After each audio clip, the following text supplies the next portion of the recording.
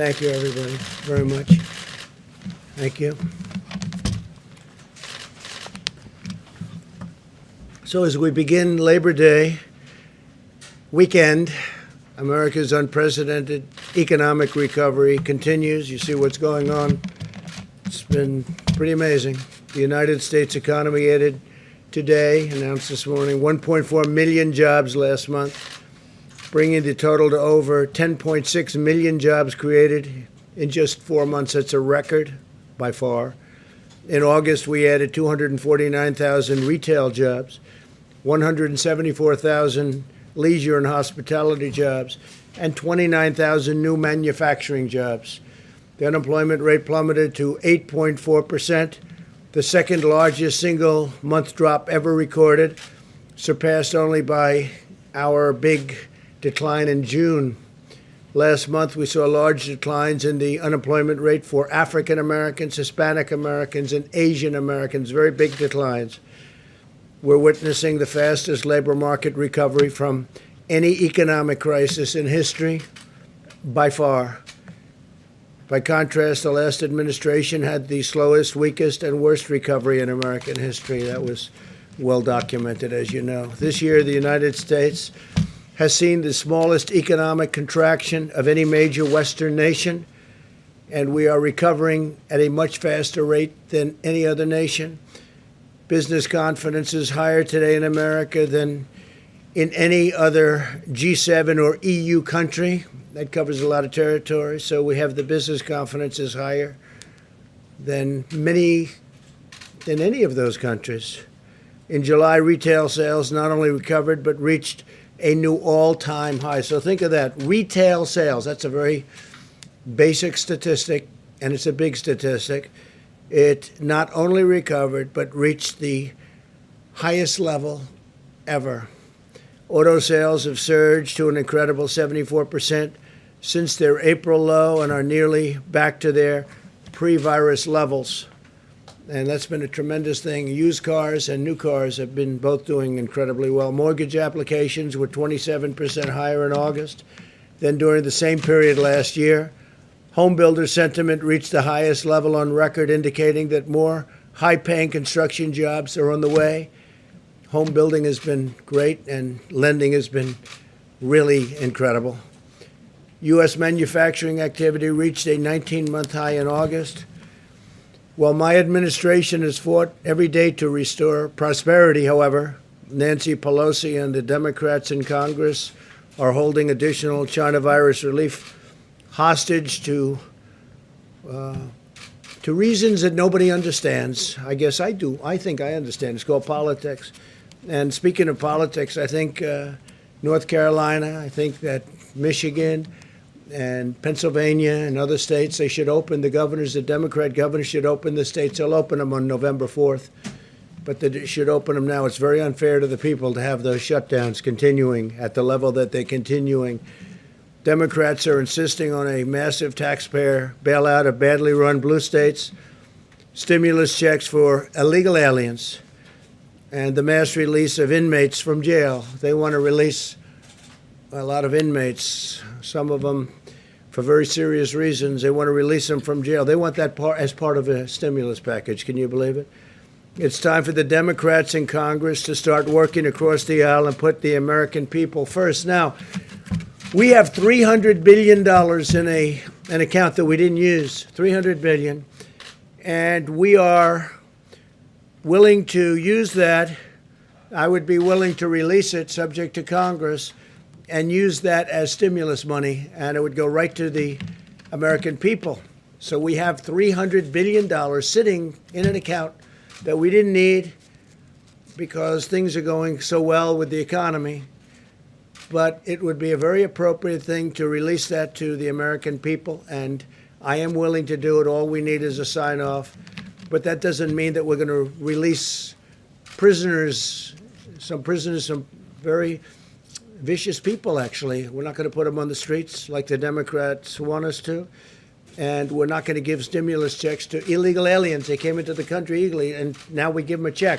We want to give the checks to the American people. So remember, we have $300 million. It's there. We don't need the money. We don't need anything. Just let that money get released to the American people. As our economy rebounds, there's only one thing that could stop the extraordinary economic comeback and wipe out the future of American workers, and that's what the Democrats want to do with a $4 trillion tax hike, implementing things that will be really bad for our country. And this will just absolutely cripple what we're doing on regulations and so many other elements of success. We had the greatest economy in history prior to the China virus coming in.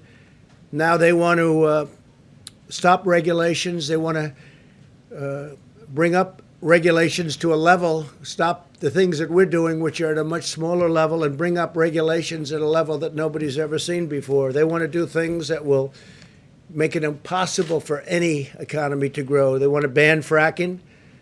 And as you saw, ban, and all of a sudden he sees his polls going down, and now he says, well, I was only talking about not maybe banning fracking, but he wants to ban fracking. And it doesn't matter what he wants to ban. The people that control him want to ban fracking. And whether it's Pennsylvania, Texas, Oklahoma, North Dakota, so many other states, you can't ban fracking. That would be a disaster. Ohio. Want to abolish American energy. I mean, that's what's going to happen. Adopt disastrous trade deals and inflict a devastating shutdown. As you know, he said, we want to shut it down. We would be willing to shut it down. And you don't shut down when we're setting records. And by the way, we're rounding the corner. We're rounding the corner on the virus. Joe Biden's blanket shutdown would collapse our economy, would cause countless deaths from suicide, drug, alcohol abuse, heart disease, and more. You know, shutdowns cause a lot of problems, a lot of very serious problems, more so than the virus itself. Biden's plan is not a solution. It's a virtual surrender. And our country is doing so well. We're starting to do so well. I think we're going to have a great third quarter. I mean, you're going to see it for yourself because the numbers will be announced sometime prior to the election on November 3rd. And as you know, Joe spent his entire career sending American jobs to China and other far away countries. For 47 years, people were pillaging our country, taking our jobs, taking our companies.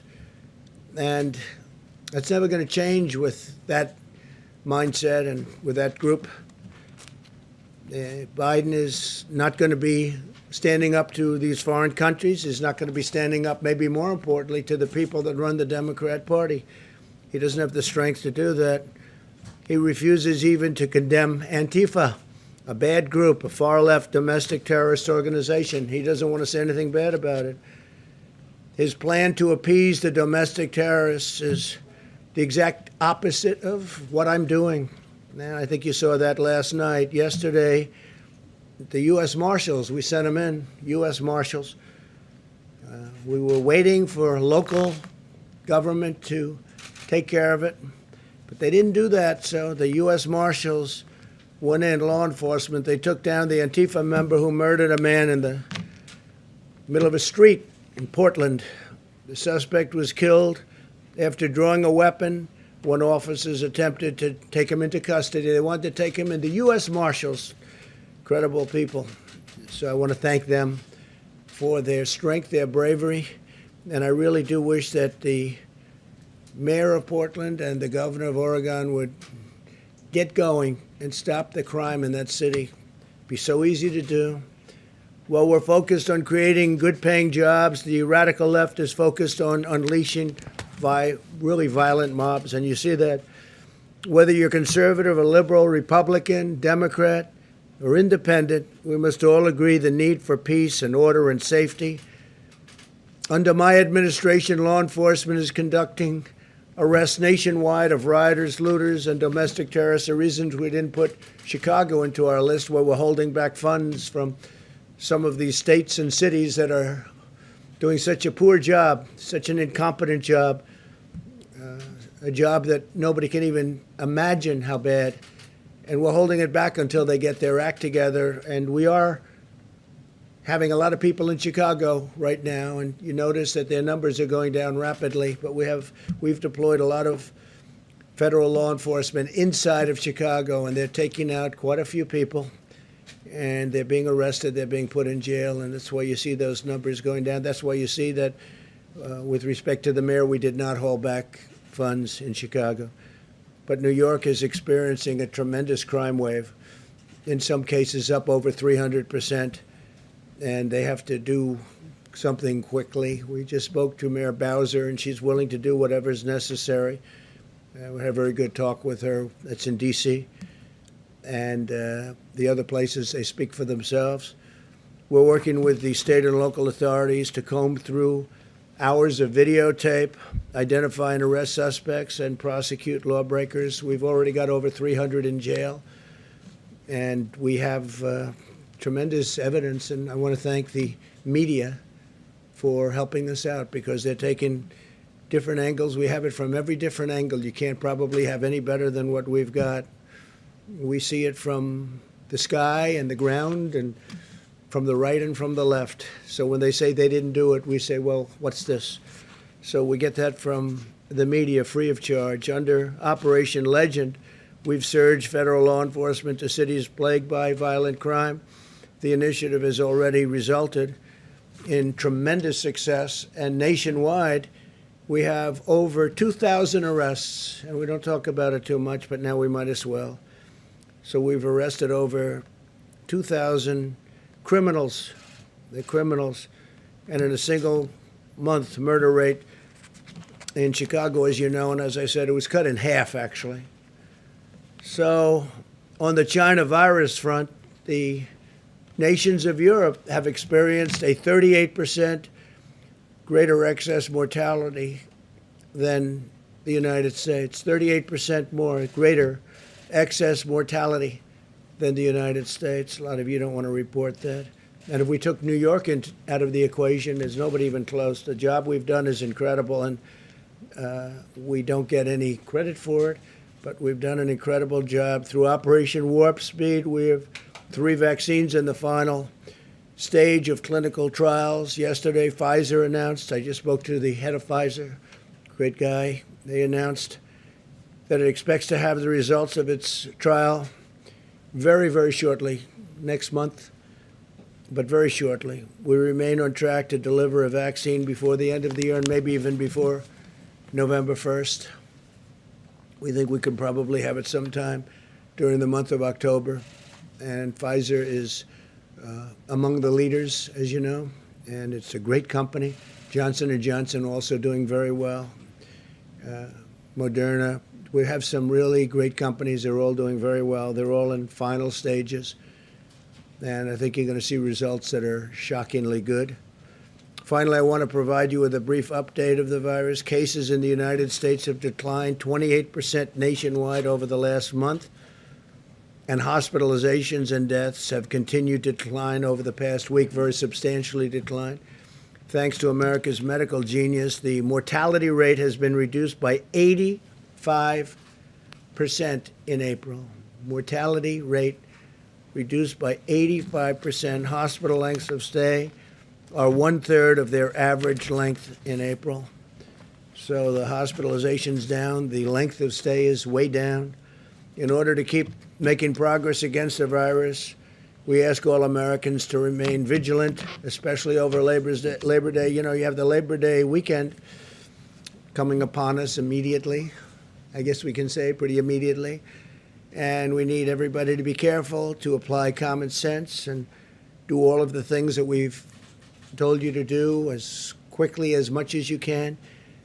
Social distancing, wearing a mask whenever the distancing is not possible, and staying with a group that you know. Let's just try and get through this one weekend, and I think we have a chance of doing that. Just social distance, wash your hands, all of the hygiene things that we speak about, and we're really rounding the turn. And the vaccines are coming. The therapeutics have already come, but they continue to come. The convalescent plasma has had a tremendous impact already. You see what's happening there, and remdesivir has been incredible. So we have a lot of things happening. We have a lot of therapeutics coming out. I think from the standpoint of common sense, I guess therapeutics to me right now, you go into a hospital, you give somebody a shot or transfusion. It might be a transfusion. Probably more than 50% are actually transfusions, and they'll leave the hospital shortly thereafter. I mean, to me, that's more important in a certain sense than the vaccine, but the vaccines will be great over the long term, the therapeutics over the short term, and also knowing you have the therapeutics, I think, is great from the standpoint of mind. From the standpoint of the mind, it's great. So I want to thank everybody for being here. I'm going to ask Larry Kudlow to give a couple of examples of how strong our economy is recovering, how strongly it's recovering, and it's setting records at every level, and we're doing better than every other country. And we're very proud of all of the people for doing such an incredible job. This is a V. It's a super V. Again, we have $300 billion ready to go. All Congress has to do is say use it. If they say use it, I'd like to use it without their permission, but I guess I'm not allowed to do that. I did ask that question.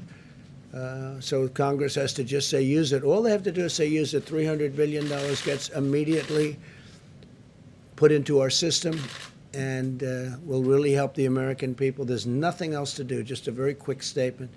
So I'm going to ask Larry to come up. I want to thank another man for being here today. There's a man that's an incredible leader, Lou Holtz.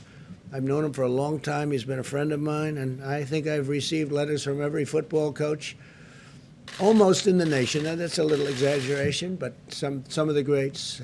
Nick Saban wrote a letter. Coach O, and Coach O is central casting. I said we're going to have to put him in a movie, right, as a football coach. He'd really be good playing a football coach like you. And Urban Meyer wrote a beautiful letter, and so many of the other great legendary coaches, not only coaches, though, people in sports and people in life, and even great political people recommending Lou for the Presidential Medal of Freedom. And we've analyzed it very closely. We've looked at all of those recommendations. We've looked at Lou's life and his career and what he's done for charity. And the football is obvious. He was a great coach, but what he's done beyond even coaching. So Lou will be getting the Presidential Medal of Freedom, and a date is being picked. It won't be in the too distant future. Lou was married to a great woman, right, Lou? Great woman, and she just passed away a few months ago. Is an incredible woman. She was stronger. I knew her well. She was stronger than Lou. I think she was stronger than you, Lou. I hate to tell you, you're strong too, but she was special, right? So I just want to congratulate Coach Lou Holtz on soon to receive the Presidential Medal of Freedom. And we look forward to that, Lou. Thank you very much. And you can stay around and listen to Larry for a couple of seconds, or go to your friend. You probably know half of the people in the room. I'll bet they treat you better than they treat me. They treat him good. I wish you'd treat me that way. Larry, come on up. Thank you, sir.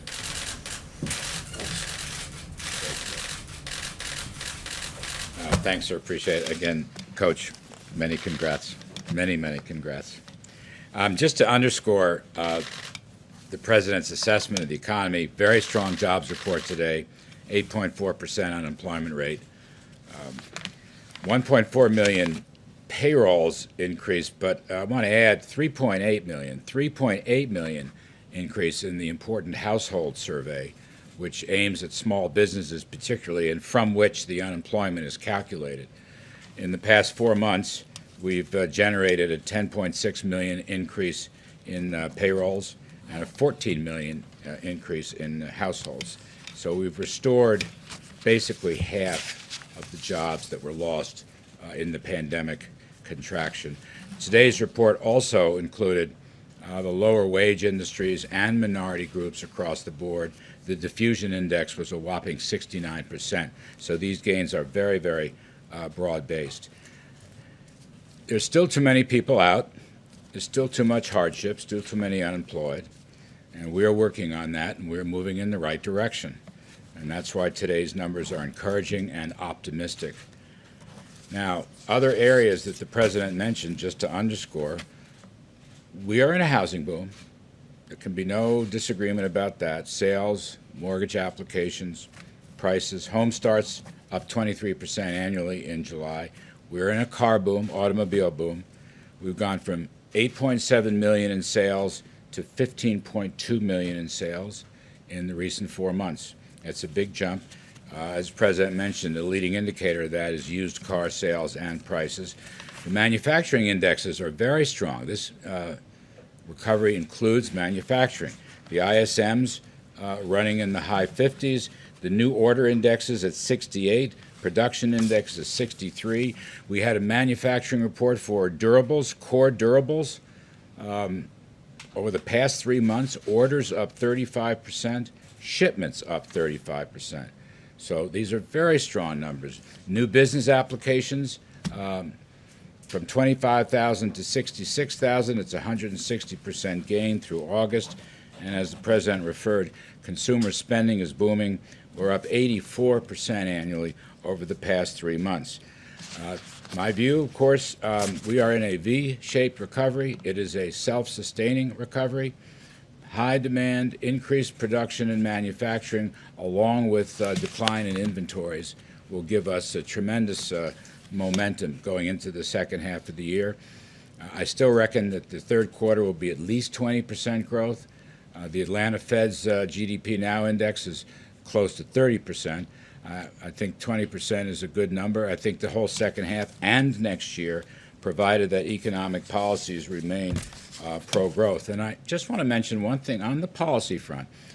I simply don't understand the other side wanting a $4 trillion tax increase after a deep pandemic contraction. And on this point, I believe vast majority of economists, I don't care if you're a Keynesian, demand sider, supply sider, you just don't raise taxes by this amount or by any amount really, but $4 trillion, really picking the pockets of taxpayers who are returning to work now and need all the resources they can get. You just don't do it. The profession should be have a complete consensus on that. And so I'm quite surprised, and I think that is a potential obstacle. And people are beginning to speak about that. But all I can say is, factually, the numbers are coming in very positively. There's a lot of optimism going on. More work to be done, but we're rolling in the right direction, sir. Thank you. Appreciate it. Okay, please. Thank you, President Trump. If I could first ask a clarifying question about the $300 billion. Yeah. You've ruled out doing that unilaterally. You're going to wait for Congress to repurpose it for stimulus checks. Yeah, what about it? Oh, is that correct? You're waiting for Well, I Congress? have. There's a theory that I can do it without the approval, but I'd rather get the approval so that we have it. But there's a theory I could take the $300 billion. It's money that we have, money that we've built up, and money that we haven't spent, and I would love to give it to the American people as a very powerful stimulus. So, yeah, I think there is a theory that I could do it without having to go back, but I think it would be appropriate to go back, and I would ask Congress to approve it. It's a very simple approval.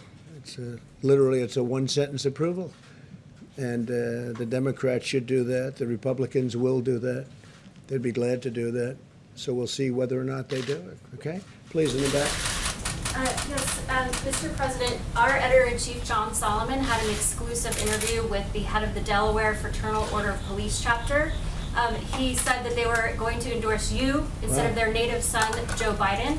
I'd like your response, as well as the National Organization of the Fraternal Order of Police is endorsing you as well.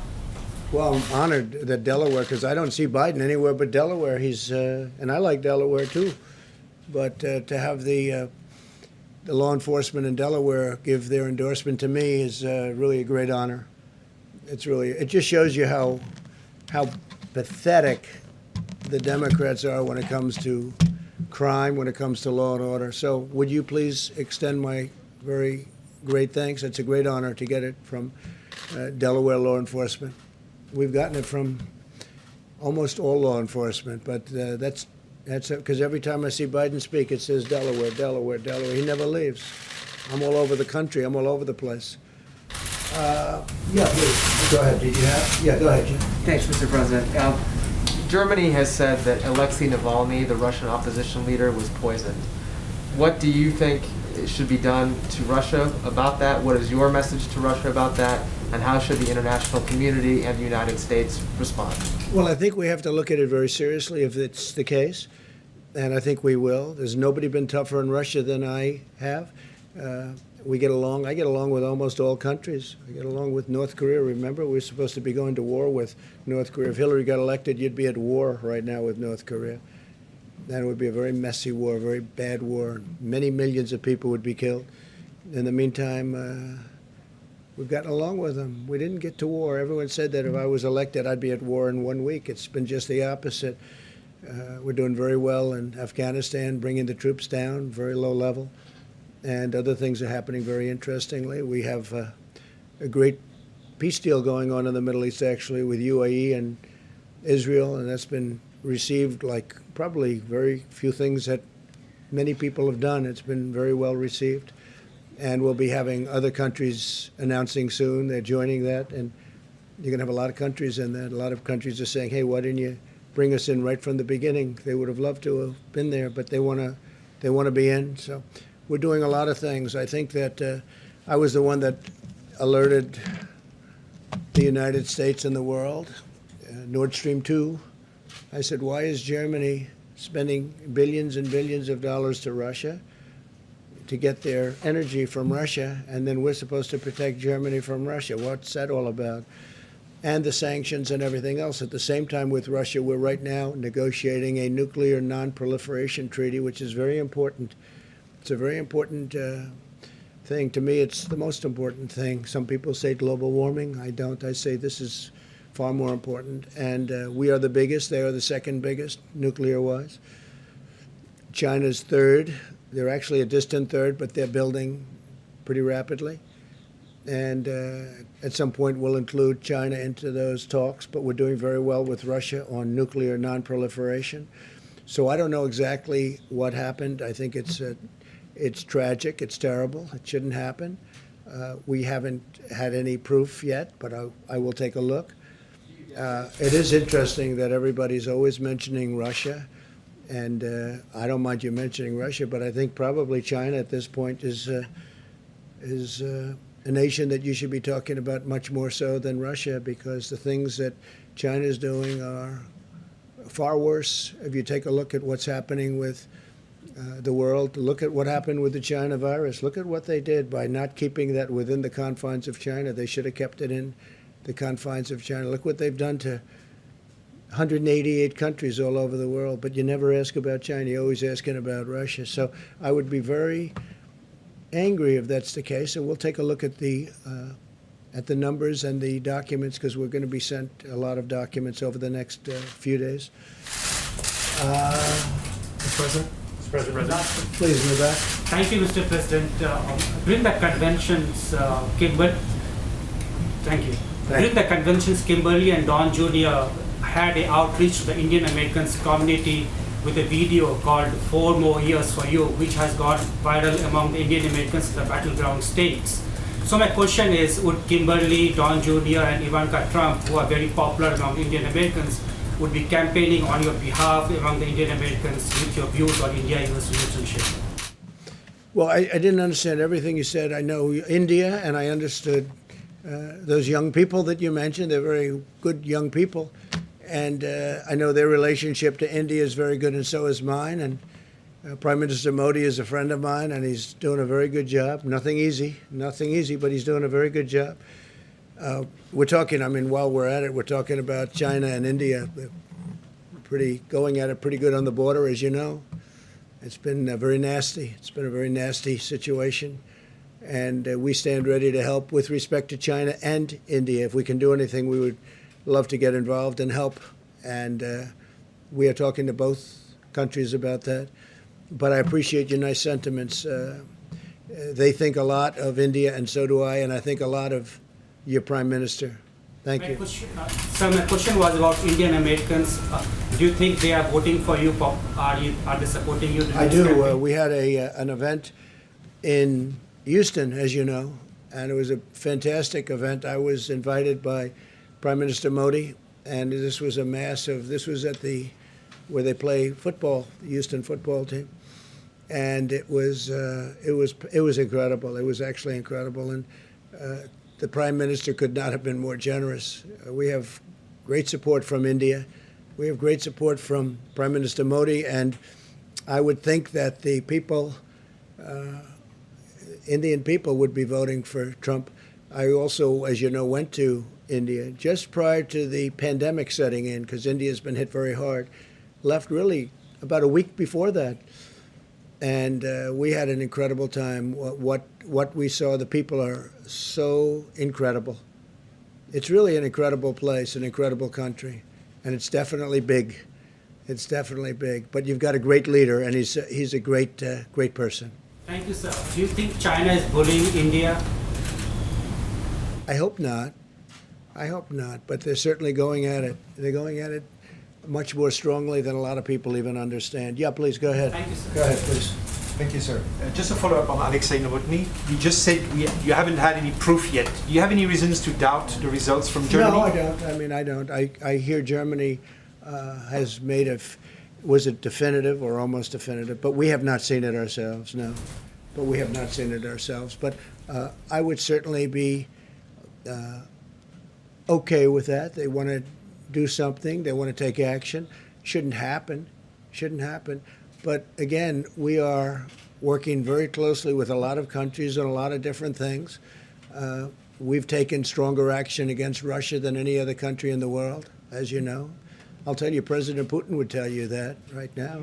But the fact that I get along with Russia and that I get along, frankly, with everybody right now, I'm not getting along with China, but that's my choice. I don't like what happened with respect to the pandemic, with respect to the China virus. I don't like it at all. What they've done to this world and this country and Europe and every place else is terrible. But I do get along with President Putin. But I've been tougher on Russia than anybody else by far. If you look at the Obama administration, they were weak. Look at the land they gave up. Look at what happened with respect to Ukraine. Such a big part of Ukraine given up during the Obama administration. And I don't think they would have done that with me. I don't think they would have done that with me at all. We gave tank busters and they gave pillows. Did you ever hear that expression? They sent pillows and we sent tank busters to Ukraine.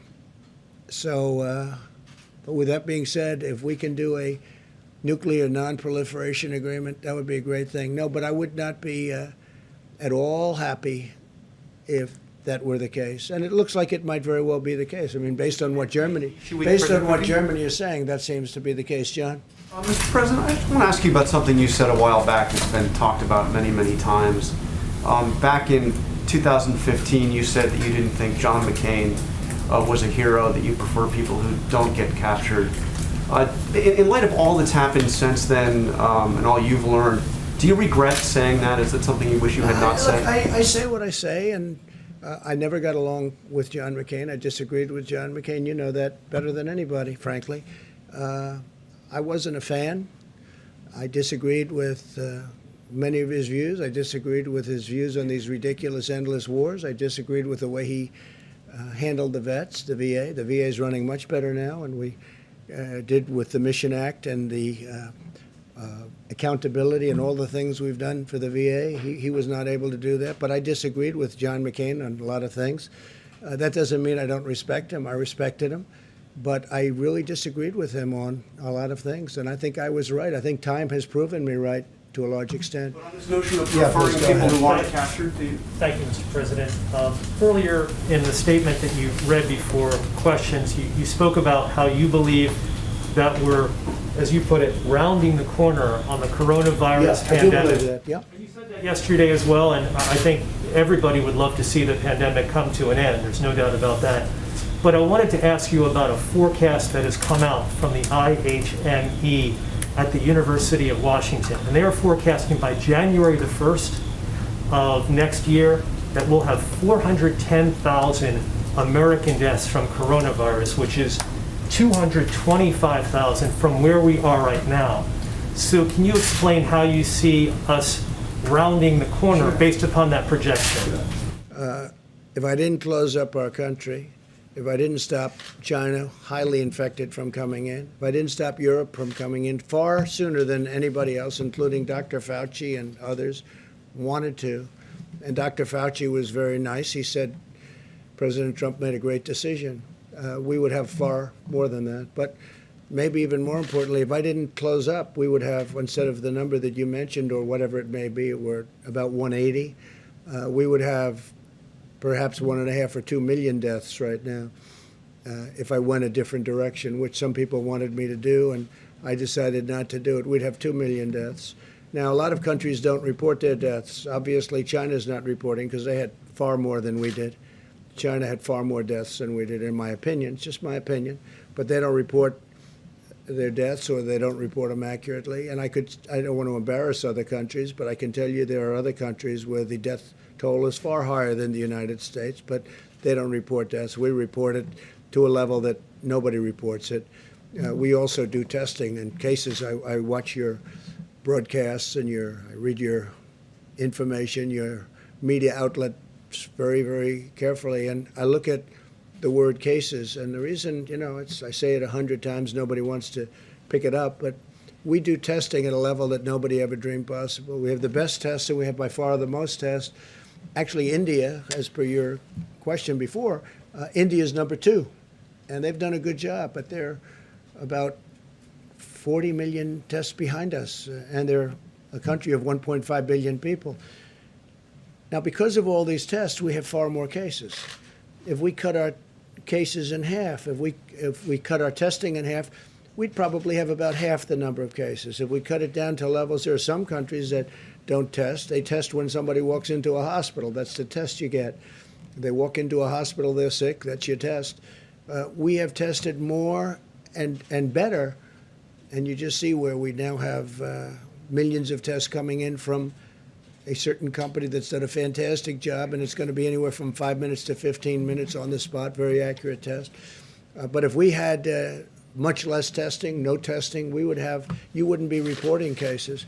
But you saw this, I don't want to go over the statistics, you all wrote it down, but you see how we're doing compared to the rest of the world, and if you took out New York, which has been a tragic situation, with the amount of people that died in New York. You can't just simply take out a major state in the U.S. It's still a part of the United States, New York is.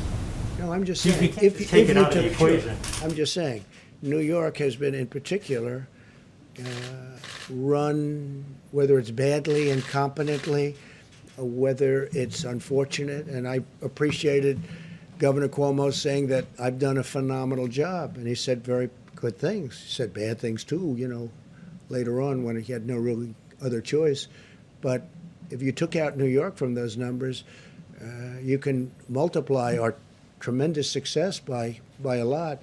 But look, the bottom line is that the job we've done on COVID-19 or the China virus, China plague, call it whatever you want, there are a lot of different names, but it's been incredible. We've also helped a lot of other countries, especially with ventilators, because we are now, we build ventilators at a level that nobody ever thought possible.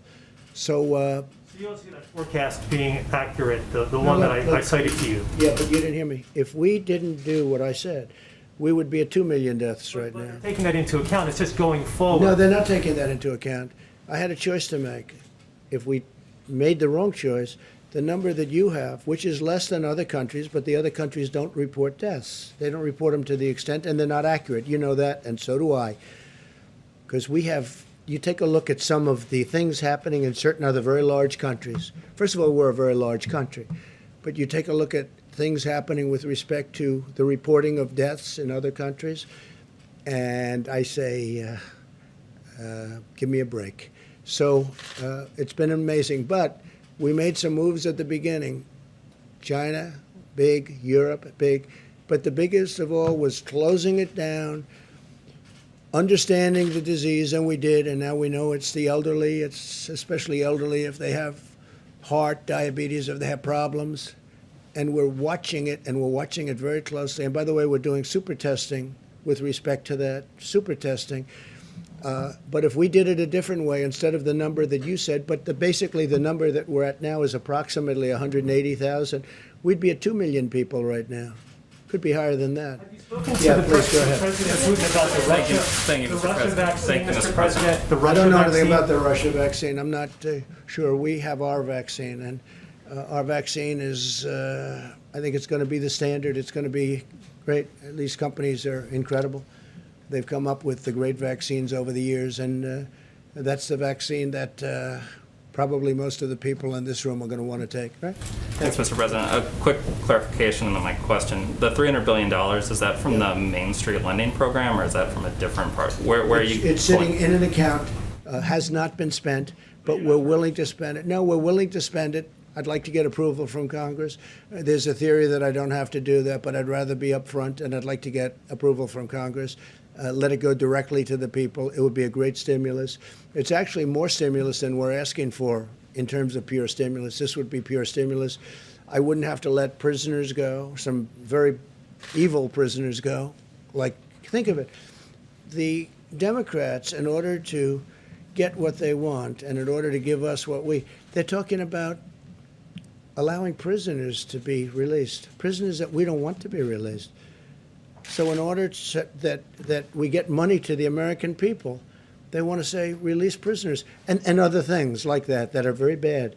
And we just can't do that. We don't want to do that. And then just to follow on John's question, I know you spoke earlier about the Atlantic story, and you referenced the number of administration officials who have come out to support your... No, we have 11 people. I was just told we have 11 people. There is nobody that feels more strongly about our soldiers, our wounded warriors, our soldiers that died in war than I do. It's a hoax. Just like the fake dossier was a hoax. Just like the Russia was a hoax. It was a total hoax, no collusion. Just like so many other things, it's a hoax. And you'll hear more of these things, totally unrelated, as we get closer and closer to election. The magazine is a failing magazine, and nobody called me. Nobody called me from the magazine, said, do you have a comment about it? No, they just write whatever they want to write because they figure you can't get sued. You can get sued, but it's a very hard bringing lawsuits. But we have many witnesses, and it's just a continuation of the witch hunt so that it can hopefully affect the election.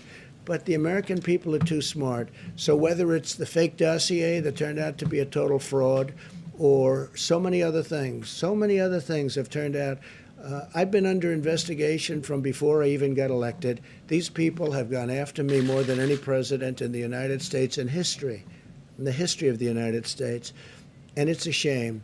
It's a shame. And despite that, we've done more in the first 3.5 years than any administration. There's been no administration that's done more. When you add it all up, there's been no, despite all of the horrible political games that have been played, but there's nobody that's been able to do what I've done, and that includes the Great Mission Act, because what Obama passed was a joke. It was a joke, and we took it to a level that nobody thought possible, and that includes accountability. So it's a disgrace that somebody's allowed to write things like that. It could have been, a lot of times the sources aren't sources that don't exist, and sometimes the sources are just people that are disgruntled former so-called employees. Well, my question is sort of about that. I mean, the notable voice that's been missing from the denials is your former Chief of Staff, John Kelly, who was obviously intimately involved in this. How are we supposed to read the fact that John Here's the Kelly thing. hasn't? I know John Kelly. He was with me, didn't do a good job, had no temperament, and ultimately he was petered out. He was exhausted. This man was totally exhausted. He wasn't even able to function in the last number of months. He was not able to function. He was sort of a tough guy. By the time he got eaten up in this world, it's a different world than he was used to, he was unable to function. And I told him, John, you're going to have to go. Please give me a letter of resignation. And we did that. And now he goes out and badmouths. Now, there are people that are jealous. There are people that are upset that they're not here anymore. There are people that we've done an incredible job. The virus came in, and now we're doing an incredible job again. We're going to build it up bigger than it was before the virus came in. But I don't know that it was him. I haven't seen that. I mean, I see anonymous, but it could have been a guy like a John Kelly. Because he was, just so you understand, he was a very, you look at some of his news conferences, what happened to him. He got eaten alive. He was unable to handle the pressure of this job. This job was a tough job. Mark Meadows doing a great job. But Kelly was unable to do that. And as far as that day, I mean, we have so much proof as to going to I went to Paris and the environs, and I was all set to go. They had a rainstorm, the likes of which you've rarely seen. The fog was so great. It was as dense as I've ever seen, and I almost knew that you couldn't use the helicopter. And because they had to drive through, I guess, certain parts of Paris, the Secret Service, who, by the way, we have people here that were on the trip, they're writing a report, unable to even think about it. And I said, nope, I want to go. I insist on going. It would have taken us forever. The Paris police said, please, you can't do this. They'd have to shut down various parts of Paris. And it just was not a possible situation. The helicopter would have been very quick. They had the helicopter all set, but the helicopter could never fly in that kind of weather. So, and that turned out, and that's all documented, by the way. We have all of the information from, and probably will release that information, but I think it's a shame when a second-rate magazine, I don't read it, I know very little about this magazine, but when a second-rate magazine can write things like that about somebody that's done so much for the military, can write things like that and get away with it where you actually ask questions on it, it's a disgrace, and you ought to be ashamed of yourself. And let me just tell you, I watched the interview with Sleepy Joe Biden, and he didn't ask questions. You didn't ask questions like that. Read the questions, yes. They were like meant for a child. Those questions were meant for a child. Smiles on faces of reporters, not like you and you. There were smiles on the reporters. What do you think? Take a look at those questions that they asked him. They were not meant for a grown-up. They were meant for a child. So I just want to tell you, it's a disgrace, because you look at what I've done for the United States military. I love those people. I've gotten them pay raises when they didn't get anything near what I've been able to do. And I've rebuilt $2.5 trillion. I've rebuilt the United States military. Now we're including Space Force. Nobody's done more for them. And then when I have to have a report read like that from a third-rate magazine that's not going to be in business much longer, I look at that and I think it's a disgrace. And then when I watch Biden getting asked questions that are really meant for a child to answer, anybody could answer, and I look at the level of question that you people ask, I mean, honestly, it's disgraceful. So I want to thank you all very much. We appreciate it, and we're doing very well. We're very, very proud of what's happened with respect to the economy, and I think that before the election, you're going to see a third quarter announced. The third quarter will be at a level that our country has never seen before. Next year, we're going to have a year that was better than last year, and I feel very certain it'll be better than last year. It'll be the greatest year we've had. And the whole reason this is working out this way is because we set a foundation for this country like we've never had before. So next year is going to be a fantastic year. But remember this, the third quarter is going to be announced sometime prior to the election, by a few days, actually. And I think it's going to be record-setting type numbers on GDP and other things. Thank you all very much. Thank you.